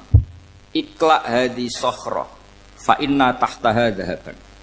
Coba bongkahan batu itu kamu angkat, di bawahnya ada emas.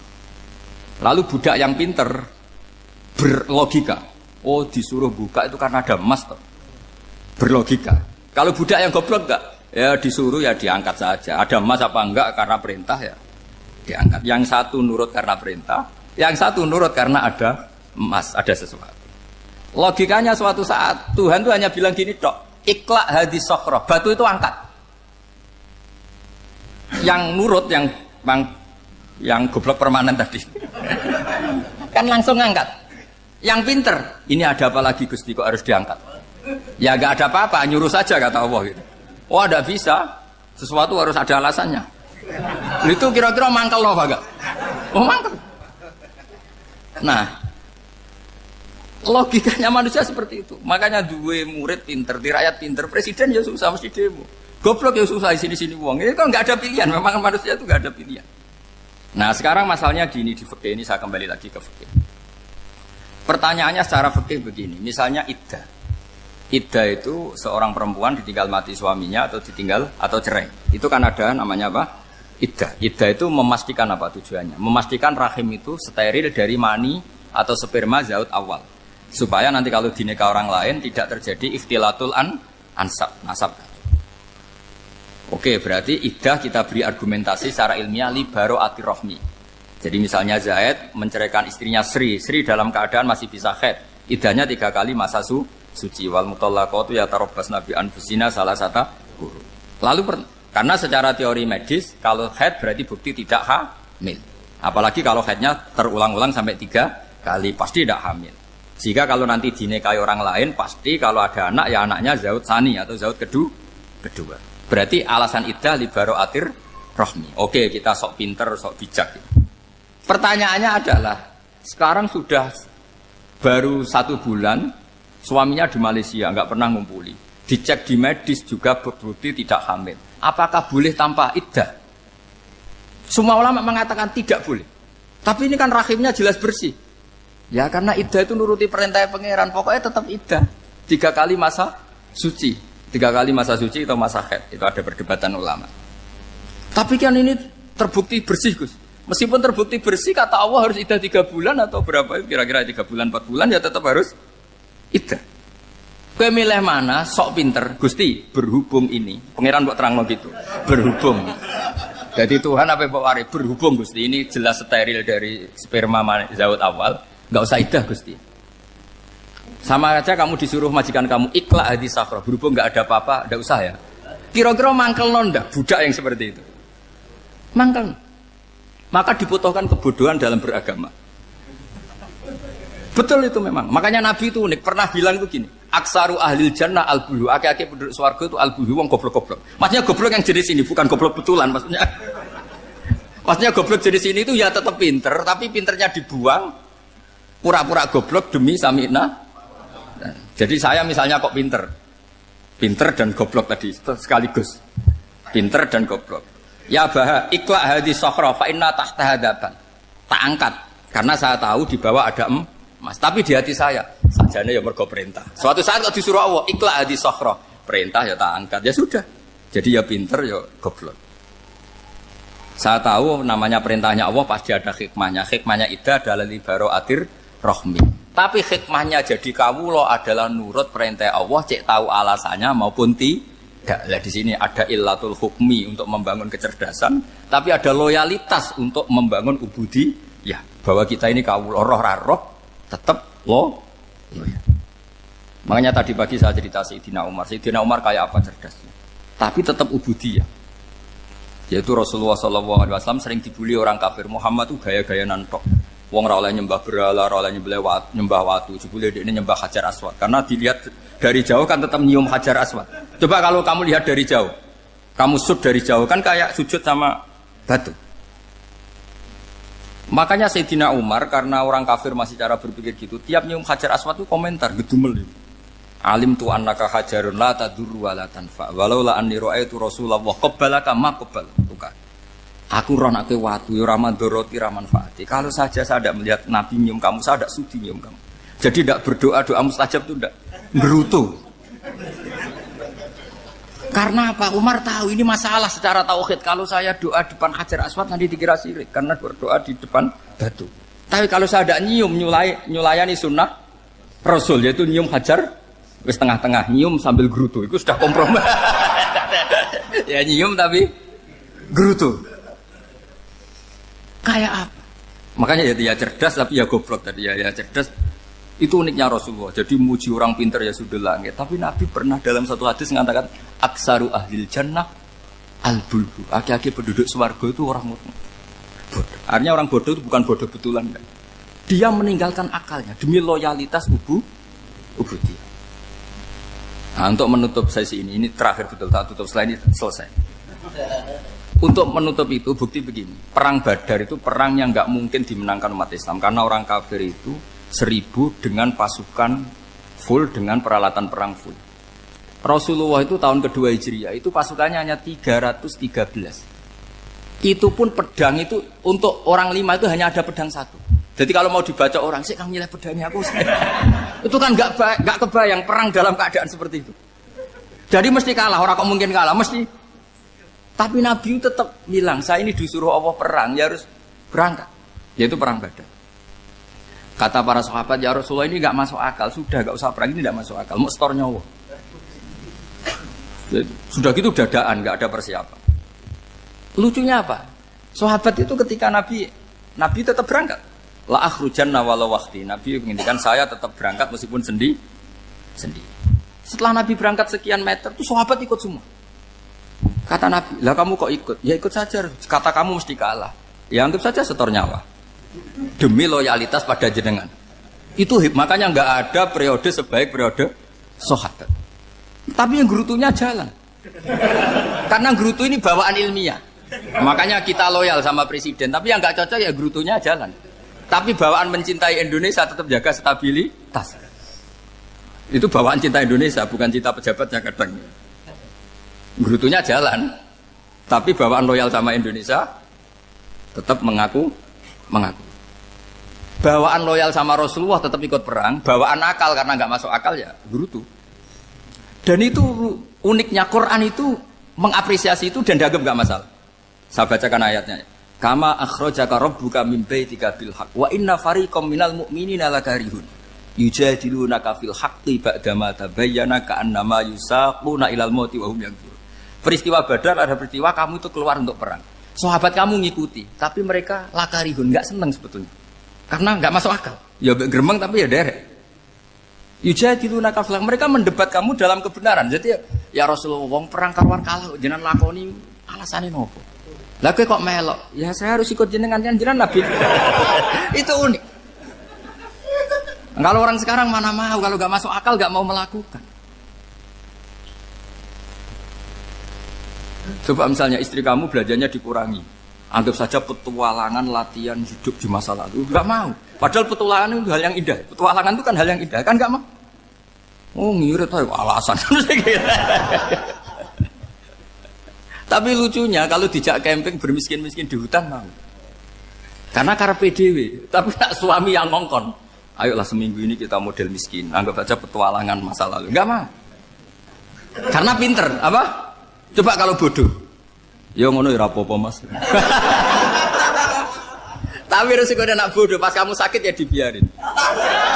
Karena dia melihat sakit kan biasa, namanya manusia. Jadi makanya ini pilihannya susah, hidup itu masih susah makanya ini. Jadi uniknya Quran gitu. Quran itu membolehkan psikologi manusia. Makanya Allah ngendikan kutiba alaikumul qital wa huwa kurhul lakum. Ya saya tahu kamu tidak suka perang. Allah yang ngakui bahwa kurhul enggak apa-apa. Tapi ketidaksenangan kita harus dilawan demi mengikuti Allah dan misalnya perempuan Allah juga gitu. Wa ashiruhunna bil ma'ruf. Gauli istri kamu muamalah secara baik. Kata Allah fa in karihtumuhunna fasa antakrahu syai'a wa ja'alallahu fi khairan katsira. Mungkin ada watak yang kamu tidak suka, tapi di situ ada kebaikan. Allah ngaku yang namanya suami mesti ada watak yang enggak suka dari istrinya. Juga sebaliknya lebih banyak lagi yang suami istri kamu enggak suka watak kamu. Juga enggak suka hidung kamu, wajah kamu banyak lah yang enggak disuka. Tapi demi kestabilan negara suami istri ini, mereka loyal, justru itu bagus. Maka jagalah ilmu, juga jagalah loyalitas. Itu yang perlu saya utarakan. Jadi makanya agama ini dibangun dua. Satu kecerdasan hikmah, yaitu ya al-hukmu yaduru ma'ilati wujudan wa adaman. Tapi juga ada ubudiyah, bahwa agama ini milik Allah. Maka sami'na wa adaman. Karena begini logikanya, saya ulang lagi masalah batu. Iqla hadis sokhra fa inna tahta hadaban. Terus saya angkat. Pembantu saya ngangkat. Dia saya gaji atas nama apa? Nurut kan? Atas nama menemukan emas apa atas nama nurut? Menurut, karena emas itu juga penemuan saya, milik saya. Ngangkat batu yang nggak ada emasnya juga atas nama nurut. Jadi rapot yang saya berikan ke pembantu saya itu tentang nurut dan tidak nurut. Saya kan tidak peduli dengan cerdas dan tidak cerdas. Itu kan tidak sesuatu yang menguntungkan saya. Nah Allah juga gitu. Kecerdasan kamu, pinter kamu itu tidak menguntungkan Allah Subhanahu wa Ta'ala. Karena Allah itu tidak butuh pinter kamu, cerdas kamu. Allah hanya butuh mental ubudiyah kamu. Makanya Allah mensifati nabinya hanya subhanalladzi asra bi abdihi, karena status tertinggi manusia adalah sifat Nah, makanya ya Tuhan nafsul mutmainnah irji'i ila rabbiki radhiyatam mardiyah fadkhuli fi ibadi. Berstatuslah sebagai hamba baru wadkhuli jannah. Nah, kalau kamu berstatus hamba ya harus baik, enggak usah kakek bantah. Coba kalau kamu rasional, ya Allah kenapa bikin surga nanti-nanti? Engkau kan bikin sekarang, ngapain repot-repot nanti? Jadi kacau semua agama. Makanya yang perlu didahulukan adalah status ya Tuhan nafsul mutmainnah irji'i ila rabbiki radhiyatam mardiyah fadkhuli fi ibadi. Masuklah berstatus sebagai hamba saya. Khasnya hamba tadi, ya cerdas karena semua yang diperintahkan Allah pasti ada hikmahnya. Tapi kecerdasan ini kadang kita tinggalkan demi loyalitas ubudiyah. Terus ngoten mawon kula ngapunten ingkang kathah, mugi-mugi niki barokah. Wassalamualaikum warahmatullahi wabarakatuh.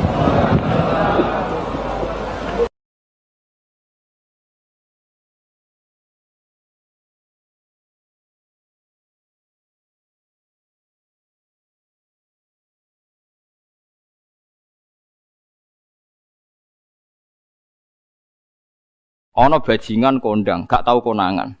Atau koruptor paling gampang. Koruptor urung ketangkep KPK. Terus dicolong. Iku sing njupuk barang ning omahe terus darani maling. Padahal luwih maling koruptore. Dieling-eling nggih, kula baleni malih iki pentinge ngaji ya. Dadi aja geman iktimat mbek barang sing ora wujud.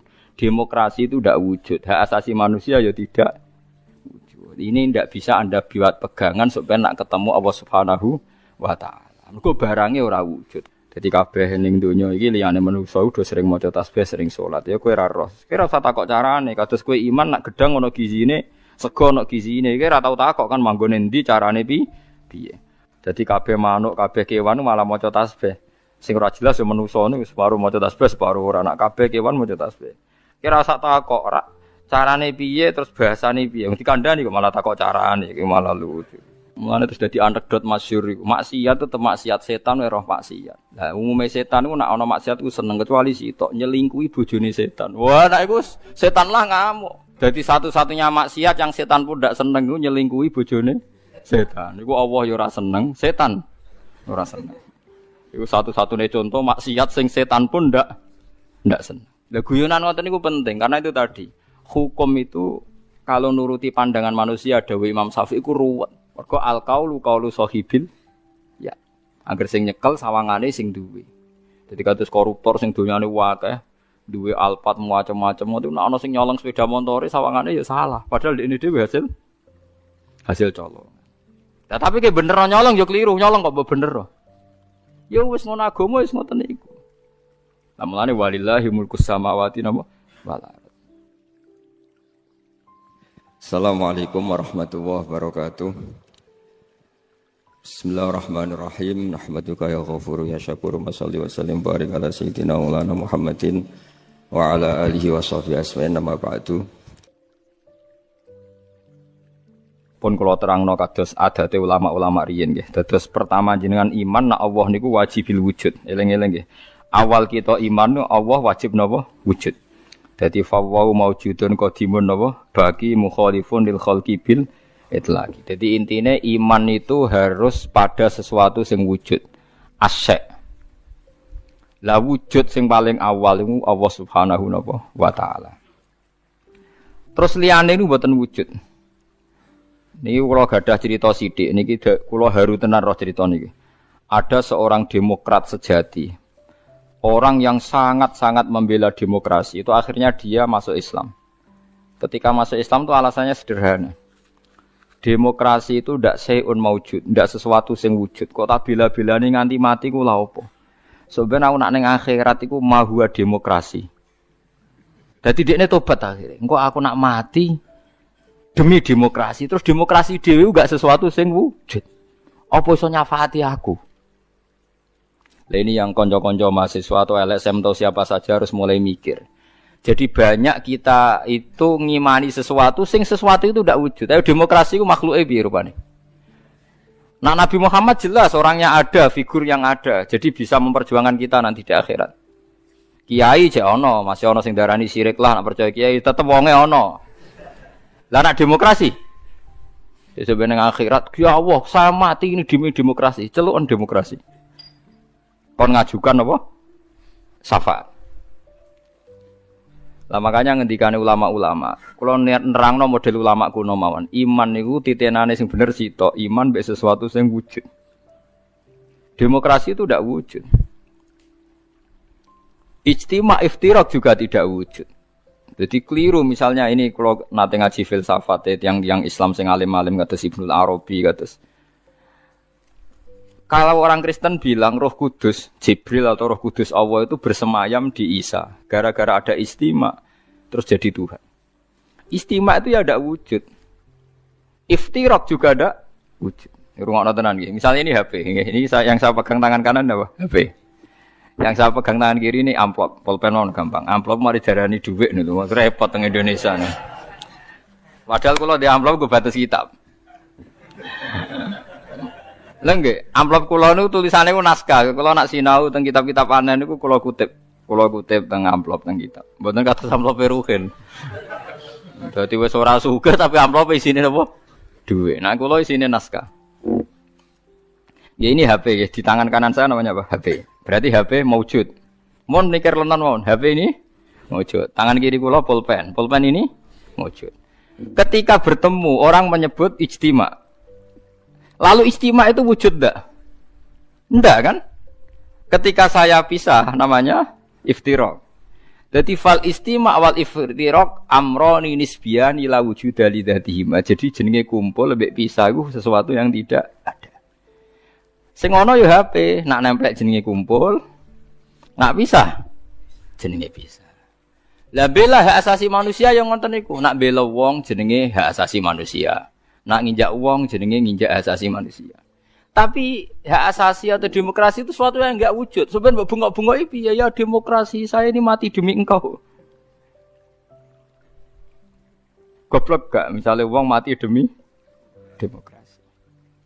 Nah, makanya Islam itu mendorong aja sampai kowe koyo wong kafir nyangka amale ana gunane jebule muk koyo amun-amun mbok sangka banyu jebule ora ana. Koyo kowe nyangka demokrasi sesuatu sing sakral jebule barange ora ana.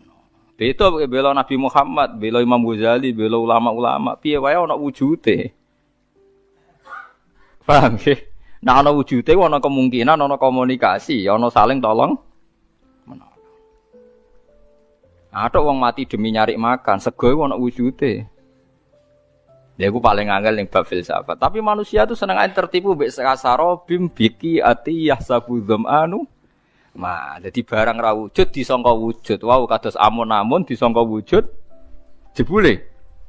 Lah wujud kula baleni malih iki. Kecuali begini, Anda bela demokrasi karena itu mbok anggap amal soleh yang disahkan Islam. Berarti kan bukan karena demokrasi, karena panduan Islam yang membenarkan ada di antara bentuk. Kalau berarti itu, kalau begitu kan Anda dipandu oleh apa? Islam. Misalnya ada orang kecil ditindas majikannya, terus kamu bela orang kecil. Wah ini atas nama demokrasi tidak boleh. Tapi di hati kamu sebetulnya bela Islam, karena Islam menyuruh menolong yang lemah. Yang menolong yang lemah dalam konteks nasional misalnya dibahasakan demokrasi itu boleh. Tapi masalahnya juga nanti mungkin Rasulullah cemburu. Dadi yo sing apik ora jare aku tapi jare demokrasi. Lha iku yo repot meneh. Lah selama ini kasusnya begitu, semua kebaikan seakan-akan sumbernya dari demokrasi, tidak dari napa? Islam. Menolong orang lemah demokrasi, membela kaum minoritas demokrasi, menegakkan keadilan. Lah nek kowe ditakokno Kanjeng Nabi, dadi aku ora tau mbok sebut. Resiko lagi kan? Wes saiki semenjak ngaji ini ke milih ndi? Milih dipandu demokrasi apa milih dipandu Kanjeng Nabi? Tenan wani. Nah, engko nang isen ngarepe wong akeh lho, masalahnya kan kurang gaul misal. Nah, mulane wong kudu mikir, adinu aqlun waladina liman la kalala. Terus sing wujud iku HP, sing wujud iku pulpen. Nak ditemplekno jenenge kumpul, nak dipisah jenenge bisa. Tapi pisah mbek kumpul barang sing ora wujud. Lah barang ra wujud saiki kudu dimani orang mati demi demokrasi. Lalu demokrasi itu apa wujud? Mana ada orang tobat itu perkara ini. Nanti kalau saya di akhirat ditolong demokrasi kan tidak juga. Amalannya pun bener, iman yang kejenengan be Allah, be Kanjeng Nabi pun bener. Mergi iman be barang sing napa wujud. Lalu kedua, Kalau Anda iman fungsinya makanan atau minuman atau makhluk selain Allah, niku bener wujud, tapi wujud yang berkesudahan. Makanya disalahkan juga sama Allah, wong barang berakhir berkesudahan kok mbok imani. Makanya namung iman be Allah Subhanahu wa taala mergo hayyum bak napa hayyum bak. Makanya Allah ngendikan wa tawakkal 'alal hayyil ladzi la yamut. Kena tawakal ya be zat sing ra iso mati. Karena kena percaya presiden mati. Percaya ya wujud tapi mati. Ya bingung barang presiden. Paham ya? Duit ya hilang. Wis mati sik malah sedurunge wis mati duit wis mati. Sing urip-urip kan kowe. Dadi duit pastine wis apik tengok-tengok wis mati. Paham ya? Lah wong kafir senengane dewa-dewa ana amal padahal hakikate kasarobi yahsabu dzam'anu ma iki hebate Quran. Terus wong iku kudu mikir. Dadi yang kita bela-bela iku barang sing ora wujud. Demokratisasi itu ndak wujud. Kita harus bersambung, kita harus punya visi bersama.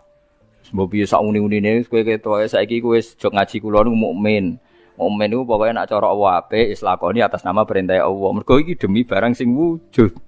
Aja geman Allah ra mbok elok-elokno, mergo berarti kowe ngimani barang sing mboten wujud.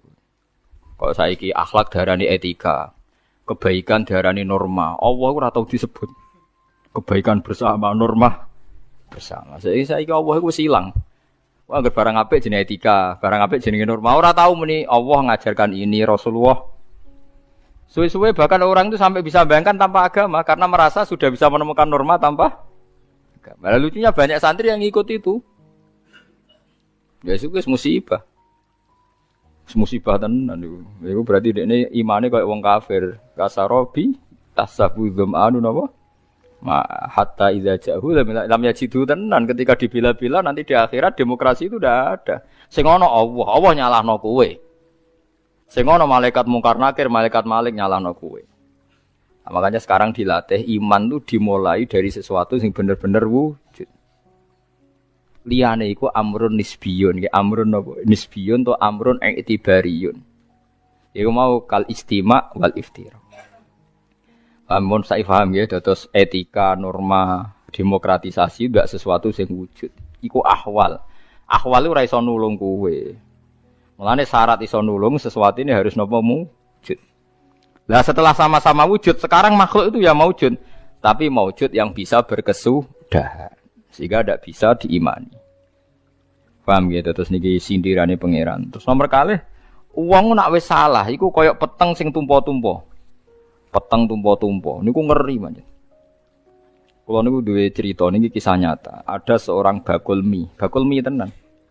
Nggih nate mondok ya santri, wis pokoke ya